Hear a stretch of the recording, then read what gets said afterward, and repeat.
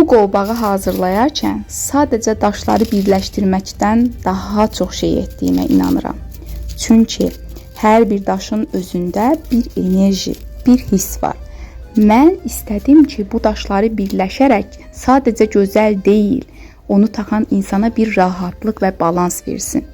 Həmişə düşünmüşəm ki, ən kiçik şeylər belə, məsələn bu qolbaq, bizə həyatın stresindən biraz olsun uzaqlaşmağa və özümüzü daha yaxşı hiss etməyə kömək edir.